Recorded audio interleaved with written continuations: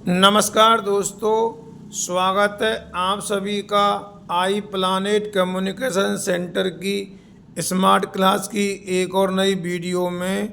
दोस्तों, आज मैं आपको इस वीडियो के माध्यम से RSCIT बुक के लेसन नंबर 11 साइबर सुरक्षा एवं जागरूकता के अंतर्गत साइबर फ्रॉड से कैसे बचें इसके बारे में बताने जा रहा हूं। दोस्तों, ये वीडियो आप सभी के लिए बहुत ही खास है।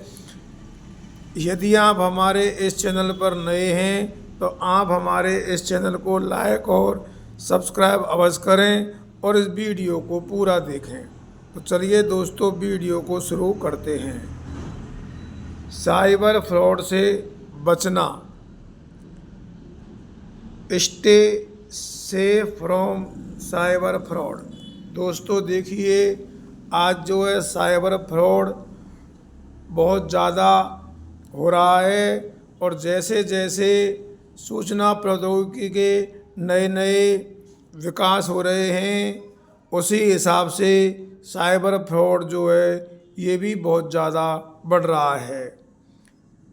देश में पिछले कुछ साल में डिजिटल ट्रांजैक्शन बढ़े हैं, लेकिन इसके साथ ही साथ साइबर ठगी के मामले भी बढ़े हैं।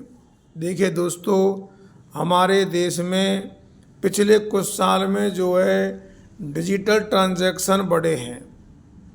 आज आप सभी जानते हैं कि ज़्यादातर जो है लेन देन जो है डिजिटल रूप में ही हो रहा है।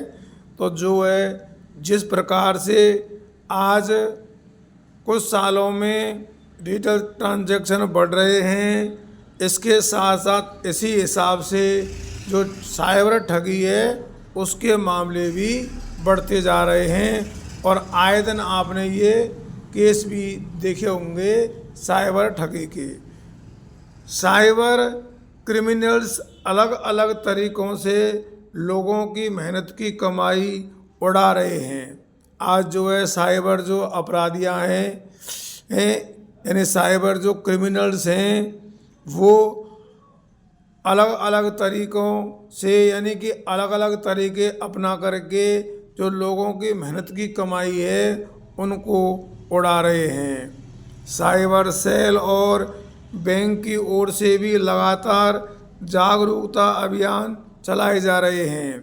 आज आपने देखा होगा कि इस क्षेत्र में जो साइबर सेल और बैंक की ओर से भी जागरूकता अभियान चलाए जा रहे हैं और आपके मोबाइल पे भी जो है इस संबंध में मैसेज भी आते हैं कि आप बिना किसी जानकारी के किसी भी लिंक पर क्लिक न करें। अगर कोई आपके पास में अनुचित फ़ोन आता है तो आप जो है उससे अपना कोई भी चीज़, अपना नाम, पिता का नाम, डेट ऑफ बर्थ, कोई भी OTP या अन्य किसी प्रकार की जो पर्सनल जानकारी है वो शेयर न करें। इस प्रकार से अक्सर मोबाइल पर मेल भी आते रहते हैं और मैसेज भी आते रहते हैं। तो इस तरह जो है ये जागरूकता अभियान भी जो है चलाए जा रहे हैं साइबर अपराधियों से निपटने के लिए। लेकिन इसके बावजूद जो है ठगी जो है रुकी नहीं रही। लेकिन इसके बावजूद भी आप देखिए दोस्तों, जो ठगी है वो दिन पर दिन बढ़ती जा रही है। हम आपको इस वीडियो के माध्यम से कुछ ऐसे टिप्स बताएंगे जिनकी मदद से आप सेफ डिजिटल पेमेंट कर सकते हैं और धोखाधड़ी से भी बच सकते हैं। तो दोस्तों, इस वीडियो के माध्यम से आपके लिए इस प्रकार की टिप्स बताई जाएगी ताकि आप जो है अपना जो है डिजिटल पेमेंट है वो सेफ तरीके से कर सकें और ये जो धोखाधड़ी है इससे भी आप बच सकें। तो उनमें सबसे पहला जो आता है वो है संदिग्ध ईमेल या लिंक पर क्लिक न करें। Don't click on suspicious email और लिंक। अगर दोस्तों आपके पास में देखिए कोई भी संदिग्ध ईमेल या लिंक आती है तो आप उस पर क्लिक न करें। साइबर क्रिमिनल्स आपके डिवाइस को हैक करने के लिए लिंक का सहारा लेते हैं। जो साइबर अपराधी होते हैं ये क्या करते हैं, हमारे डिवाइस का मतलब जिससे हम ये लेन देन करते हैं, चाहे वो मोबाइल हो सकता है, लैपटॉप हो सकता है या कोई भी पीसी हो सकता है, तो ये क्या करते हैं हमारे डिवाइस को हैक करने के लिए लिंक का सहारा लेते हैं। वे लिंक के माध्यम से आपके फ़ोन, कंप्यूटर या लैपटॉप में मेलवेयर या वायरस जो है भेजते हैं। तो वो क्या करते हैं, जो साइबर अपराधी होते हैं, क्रिमिनल्स होते हैं, वो लिंक के माध्यम से हमारे फ़ोन में या कंप्यूटर में या लैपटॉप में मेलवेयर या वायरस जो है भेज देते हैं। इससे क्या होता है कि आपके डिवाइस में जैसे ये वायरस एंट्री करते हैं वैसे ही इनका जो कंट्रोल है उनके कब्जे में चला जाता है। यानी जब ये वायरस जो है हमारे डिवाइस में एंट्री करते हैं, प्रवेश करते हैं, तो दोस्तों क्या होता है कि जो है उनका कंट्रोल उस पर हो जाता है और हम उनके कब्जे में ये सारी चीज़ें चली जाती हैं। इसके बाद वे आपसे बैंक अकाउंट से सेंधमारी करते हैं और जब हमारे डिवाइस पर उनका कंट्रोल हो जाता है, सारी चीज़ें उनके कब्जे में चली जाती हैं, तो वे जो है पर हमारा जो बैंक अकाउंट है उससे छेड़छाड़ करते हैं और सेंधमारी करते हैं। इसलिए दोस्तों कभी भी अनजान ईमेल पर क्लिक ना करें, किसी भी लिंक पर क्लिक करने से बचें। सबसे पहला तो ये बिंदु है जिससे आप साइबर ठगी से बच सकते हैं। आप अनजान ईमेल पर क्लिक बिल्कुल ना करें या ऐसी लिंक पर क्लिक ना करें जिससे आप जो है अपरिचित हों। अगला दोस्तों देखिए, सेकंड नंबर है साइबर ठगी से बचने के लिए कि अलग और मजबूत पासवर्ड रखें। Use different and strong password.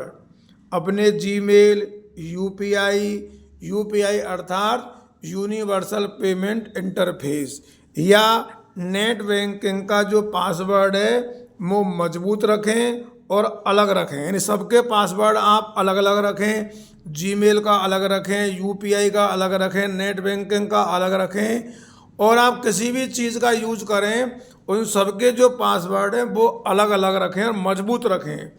Password कभी भी अपने नाम, पिता के नाम, अपने बर्थ डेट जो जन्म की तारीख है या बर्थ ईयर जो आपकी जन्म की साल है या अन्य निजी जानकारी पर नहीं रखें। दोस्तों ये बात आप विशेष ध्यान रखें, जब भी आप पासवर्ड बनाते हो किसी भी चीज़ का तो उसमें कभी भी अपना नाम, पिता का नाम या बर्थ डेट या बर्थ ईयर या अपनी कोई निजी जानकारी नहीं रखें। तो इससे भी आप जो है साइबर जो है ठगी उससे बच सकते हैं। अगला आता है तीसरा पॉइंट, 2 फैक्टर ऑथेंटिकेशन रखें। Apply 2 factor authentication.